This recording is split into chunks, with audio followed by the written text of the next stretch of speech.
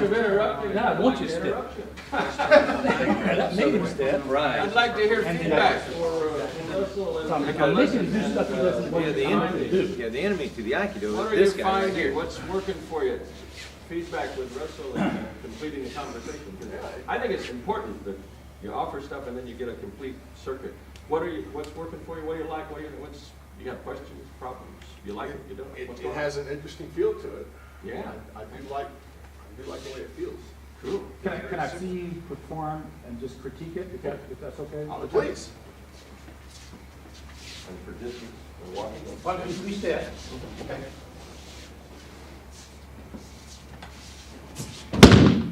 Okay. So I'll perform what you did. Okay. I'm not approved. Oh, okay. Go ahead. Okay. So here, slow it down. Your hand moved over here with his hand. So both of us are equally from this side of the room, right? So if you stop making yourself be weak too, you come in here. His hand is on that side of the room. Mine is still in line. Okay, so I'm not the one as weak as he is. I'm actually strong, real strong in here. And if you try to push back that way, you see how hard that is, dude. Yeah. Okay, now I'm still along the line of his arm. See, my hand's not like up here someplace. It's still right here. And if I was up here, my hand would move, and eventually this would kick in and this would start pushing, eventually. But here, as soon as I move my hand, it kicks in instantly. And it sets him up for the next big deal, which is that thing right there. Because I want him to move before I move. I don't want to get him turned and then let off to walk around. Right. Because as soon as I let off, he's going to reattack. He's Come get you. you know, counterattack me. Yes. So I get the base first. I get my foundation. I get past him, slow him down, move my hand. He starts to waver. He hasn't stepped yet. Right then when he steps, that tells me it's time for me to step. Yeah. Because I can say he can move after I've got him on a one-legged journey from this leg Nice. to this leg. That's like, see? Yeah. So, yeah, you just followed him, and that's a tendency, like when Eric and I are doing this. This seems to work sometimes, but notice I'm in front of Eric, not behind him. Because that thing pushed, and as long as it was about right here, it was good. Then it caused me to be in front of him, so he'd be doing Sure. he should rock with me, wouldn't he? Right. If he was a good guy, Too cool. So I've worked this what ifs and the holes. There's not too many holes in this. I believe it. Yeah, I If believe you do it with those key things. Now, some of the people in Chuck's thing, Chuck kind of comes in down here. it. He drops on him. Drops on it. Yeah. Well, I feel the error right in here in my elbow. Trying to push something out here, way out here. Because when it gets here, I can do this easy. But anytime I'm out here, this hurts. It's a little different. Yeah. So it tells me, that can't be right. That's not what you want. I didn't come into Aikido to hurt my elbow. I got enough pain in life without adding more pain. What were you going to say, Fred? This gentleman, Byron. Byron had a variation where he Yeah. demonstrated, sir.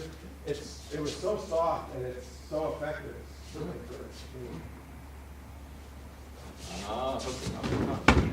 His initial, on the initial contact, he actually circled around. So this arm is coming out here and I'm disrupted, and then so I'm already on one leg, and then he just basically completely completes it coming back. But this motion initially where I'm disrupted and then falling back was new to me. I've never felt that. I think it's just the way we practice it with a one step.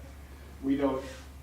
And that's really valuable to me right there, that you're doing it in ways that you don't normally practice it, that you're touching on some different concepts. And they may have more holes or they may have less holes, but That's what you do. that is they're you all, practice different that you things. feel the different ways. variety of the It's continuum. not one certain, this is not the one only way to Right. do it. It works Right. for me. Beautiful. That's all I can tell you, it works for me. Works for me? Yeah.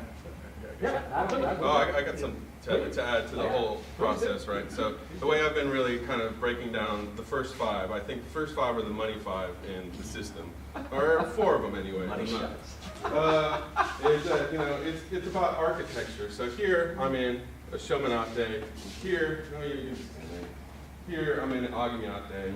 Here I'm in Gyakugamiyate. And here I'm in Ushiro Ate. Relationships. It's about the Body. relationships, and you can do 1,000,000 attacks from each one of those. Yeah. However, the arm isn't in any of these, so if in Ushiro Ate I don't need the arm, just get it the hell out of the way.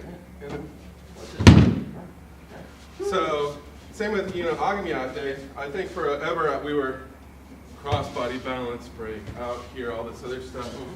I don't need any of that stuff if this is where I need to be in order to do the technique. So, for me, I'm big into erasing the time and space that it takes that. Here, cut it out of the way.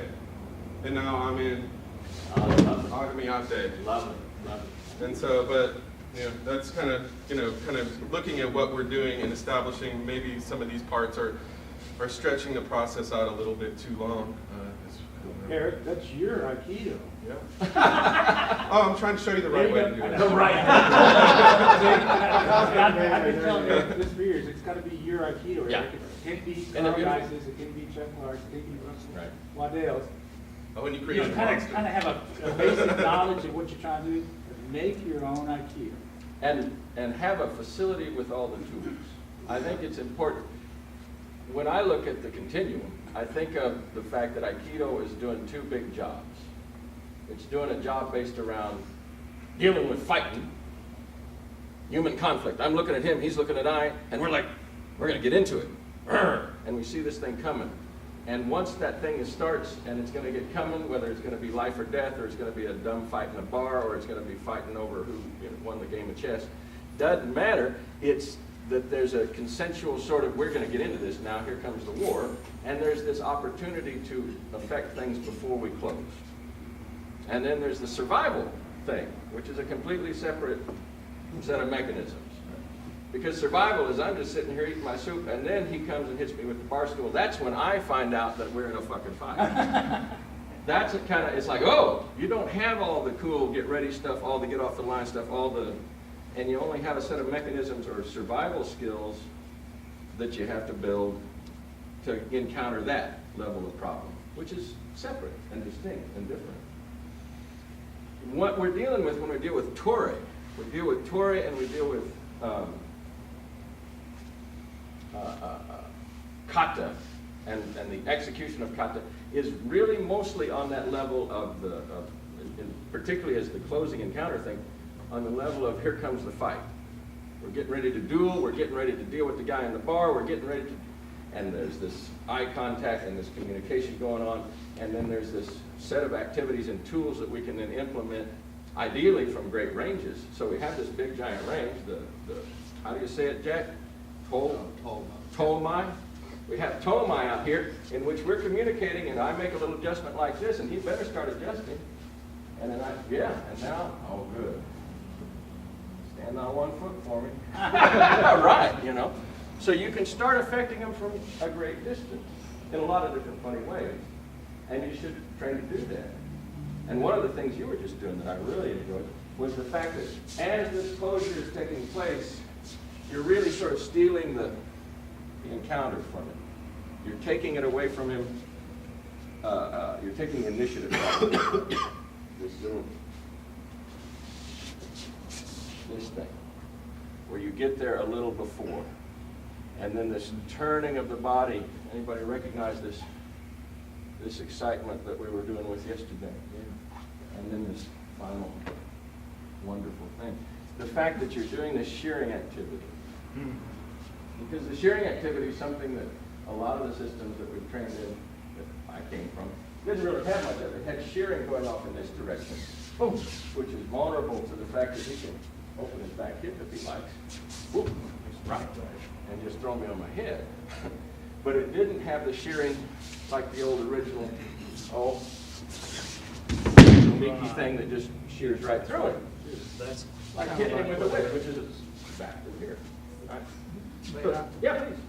when we were doing it, we did start with the shearing, but it's like, you were trapping near the shoulder and turning, Yeah. and Eric was trapping just on the other side of the elbow and causing it to collapse. Yeah. And then all of a sudden we were, whichever way he'd just lean, and I would just keep following. Then when he finally stepped back, that'd be the direction I would follow. Exactly. And you're doing short percussive actions, which are wonderful. And again, we did a bunch of that yesterday. That was sort of the air thing we were talking about, right? Eric, yeah.